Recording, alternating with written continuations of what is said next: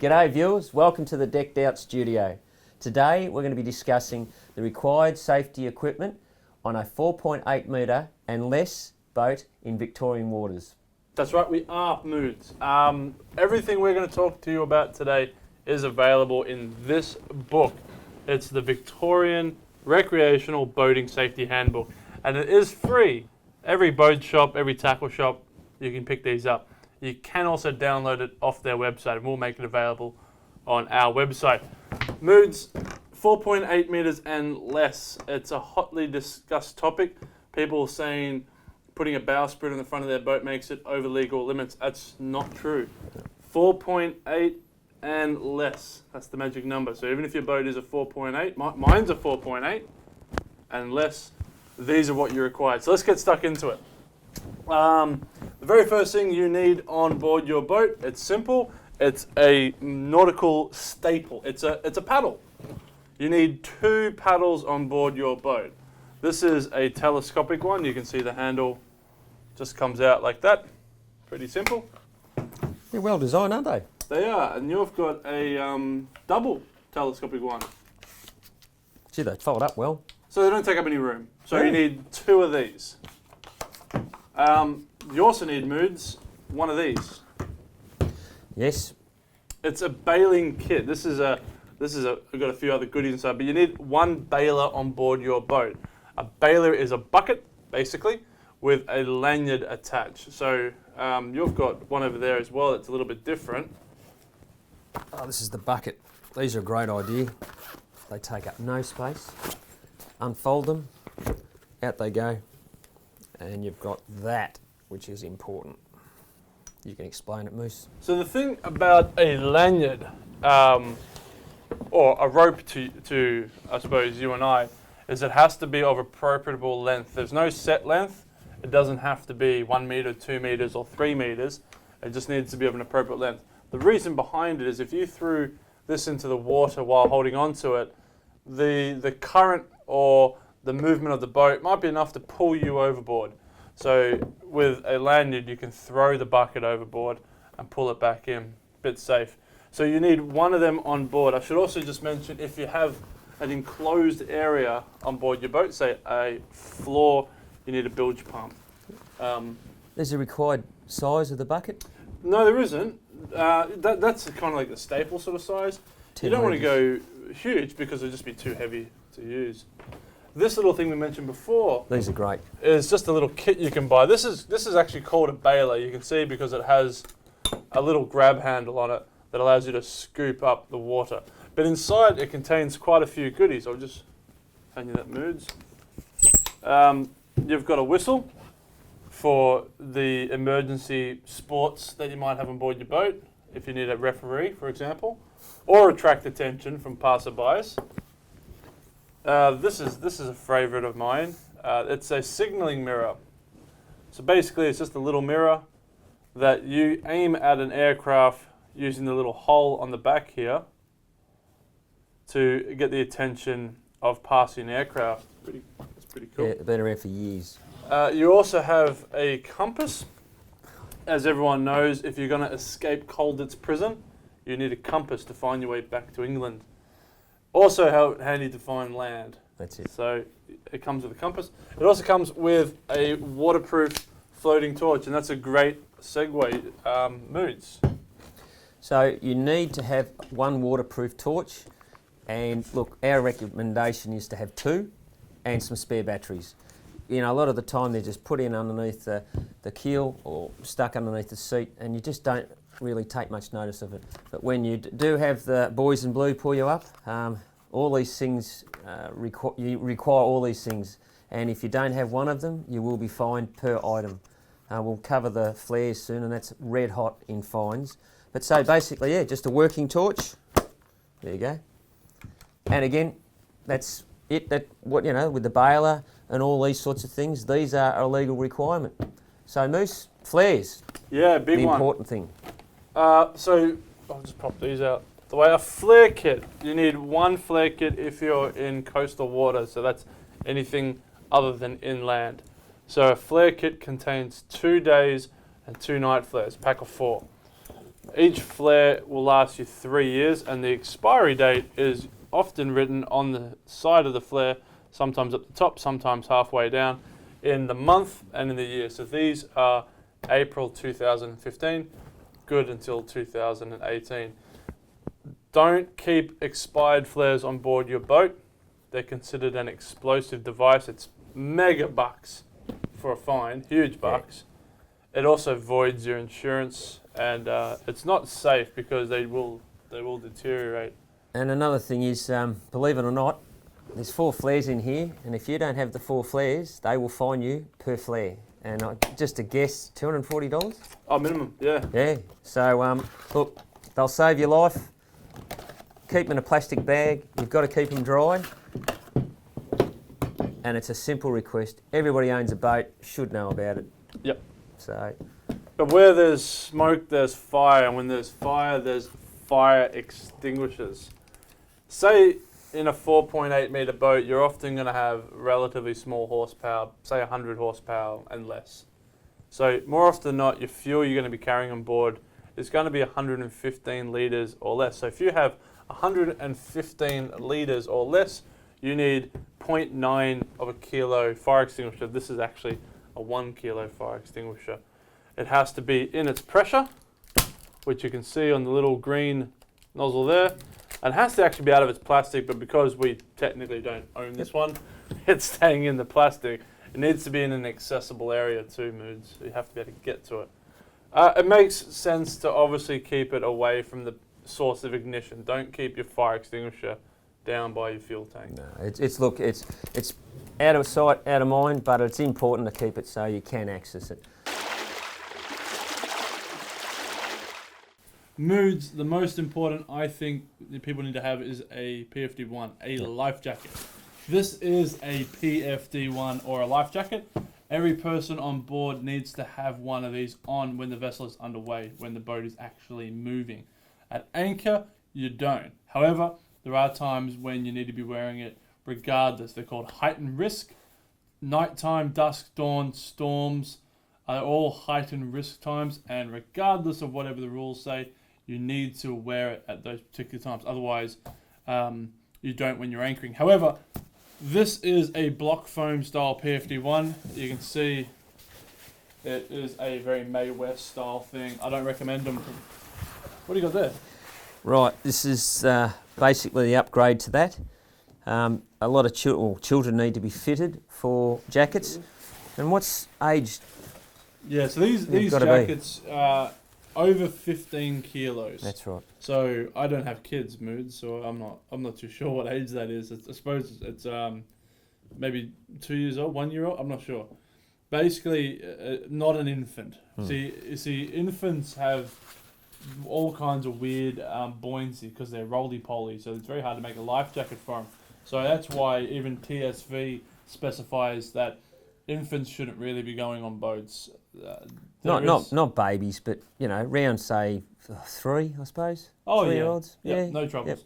A lot more comfortable. They are sized, so you do have to get the correct size for yourself, and they're obviously a lot more practical to wear for long term. And that 100. Than the previous ones. They do have a buoyancy rating. It's called a Newton. This is 100N or 100 newtons, which means it has 10 kilos of positive lift. This jacket here will lift you pretty well if you fall in the drink. However, you must take into consideration things like your clothing. I know, Moods, I did my swimming medallion years and years ago, and I'm sure a lot of people here did too. We had to come into the pool one weekend with some clothing on that we were prepared to tread water and take off. Now, every other kid, being the 1990s, they wore rip curl shorts and singlets. I wore a pair of track pants and a woolen jumper, and it almost drowned me. It was very hard to get out of. So the weight of the clothing became quite important. So that's why it's necessary to start looking more advanced if you are wearing warmer clothing, especially with winter coming up. And that's why we have these guys. This is a inflatable PFD. A lot of people are seeing these on the market, and a lot of people are wearing them now. A lot more comfortable. Oh, look, as I said, I've sprung you in your car when you've finished the fishing trip, and he hasn't even realised he's had them on. Yeah, they're so guilty. They're really, really comfortable. The good thing about these in the adult form, which is 40 kilos and over, it's not a one size fits all, it's a one size fits most, is they're 150 N. So they're 50% more buoyant, so they will lift you more than a standard PFD. And look, they're easy to stow them up the bow. You could put six vests underneath the seat and you wouldn't even know they're there. Yep, take up no room. There's two types too, isn't there? Yeah, that's correct. So this is a manual type. So it has a little pull string, just like a ripcord, and it will ignite the jacket and cause it to inflate. There is also an automatic type. There's actually two types of automatics. There's a capsule igniter, which is a small granule capsule that dissolves and then fires the pin. There's also a pressure activated one. Hammer comes to mind as a brand. And it activates once it's been submerged for up to about a second or two. Yep. And they're used on mostly your big sailing boats that are copping a lot of spray and they don't want the jackets to inflate. They do get quite expensive. They're not cheap. So it's something that you'd really want to consider if it's for you. The big thing about these PFD inflatables is the servicing of them, and it really is a bit of a confusing one. I know a lot of my customers have been confused, but basically it all comes down to the manufacturer. You see, there's a little bit of an arms race about who can make a jacket that would last the longest, etc. Basically, all jacket manufacturers now specify that you need to service your jacket once per 12 months. Usually from the date of purchase, you get 12 months. So that's why you can see we have a date of purchase part on the actual jacket, and with a felt tip pen, you can easily write in the month and year you purchased it, and then 12 months then on you need to purchase you need to purchase, it's free nowadays. You do a self-service check form. That form has about 30 points on it that you fill out. Little things like, does it have reflectors, the jacket has any tears, does the whistle work, etc. You fill that form out, you write on the jacket itself the month and date that you did the form, you take the cylinder and weigh it. You need to make sure it is within 1 gram or whatever is specified. This is 145 grams, I think, moods. Yep, that's it. And look, $15 each, and we probably recommend have a couple on the boat. Yeah, absolutely. Even though your cylinder might appear fine, it might look fine, for a few bucks it's not that bad just to grab another one. Once all said and done, you keep that piece of paper with you on board with your jacket that's recently been written on with a felt tip pen, and you're as good as gold. You don't need to worry too much. So it's not that hard, it's just one more step. And Coast Guard will inspect it, and you will be fined if you haven't got the piece of paper and it's not maintained after 12 months. That's correct. And just remember too that underway is any time the vessel is in motion. That includes launching and retrieving your boat. If you're putting your boat on and off your trailer, you need to be wearing your life jacket. They will ping you for it, especially in peak season. Is there a concern sitting, a few guys have spoke about when they're backing, or their wives are backing their boat and they're in the boat, down the boat ramp. Is that an issue? Oh, sorry, say again, sorry. When your wife's backing the boat down and you're in the boat, down the ramp? That is an issue. When the boat is on the trailer, technically it's part of Vic Roads and you're on the road and you need to follow all road laws. And obviously being on a boat, on a trailer on the road is illegal. There are no seatbelts, obviously. Yep. So they can ping you for that. So being on your boat, on the boat ramp, is technically illegal. This show takes no, I suppose, animosity to people who do that. No, it's all this stuff's for a reason. It's all safety. It is. But make sure you do keep on top of that, and if you do find yourself on board your boat, you can get pinged. So to recap, to stay legal on Victorian coastal waters in a 4.8 metre or less powerboat, we need the following safety equipment. We need one inflatable or standard PFD, one for every person on board, wearing it at all times when underway. You can also now get them for your pets. We need one waterproof floating torch. It has to work. You should always carry a spare battery too. We need one bailing device, which is a bucket basically with a lanyard attached to it. The lanyard is a piece of rope. It needs to be of appropriable length. I say at least 2 meters. And the bucket needs to be of a usable size. This is an 11 litre collapsible. If you have enclosed areas on your boat, such as a floor, you will need a bilge pump as well. We need one set of coastal flare kit. containing 2 days and 2 night flares. They need to be in date and in good condition. We need one 9 kilo fire extinguisher, 0.9 of a kilo fire extinguisher, up to 115 litres of fuel on board. Over 115 litres of fuel, we need 2 kilos. It needs to be inside its pressure area. We need 2 paddles or 2 oars with rowlocks. They also need to be of a size that's usable. They also need to be easily accessible and not too big. We need one preferably good quality anchor and line, or line and chain and anchor. All these items need to be in good condition. They also need to be easily accessible for every person on board your boat. As the master of your vessel moods, the owner, the operator, the skipper, it is your responsibility to make sure every person on board is safe. And if something does happen to you, that the people on board your boat know how to use these pieces of equipment. It's very important that you make sure that everyone is comfortable as well. If someone's not comfortable with how to use a piece of equipment, it's your job to explain how. Yep. Moods, I think that covers just about everything. Hopefully the viewers got something out of it. I think you've done well, Moose. Remember, there's also a financial incentive to all this sort of stuff. Every one of these does carry a hefty fine if you don't have it on board.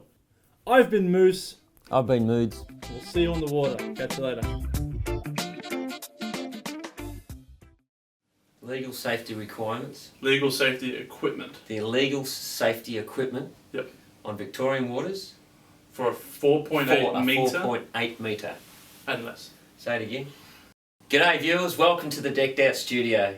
Today we'll be discussing all the requirements of...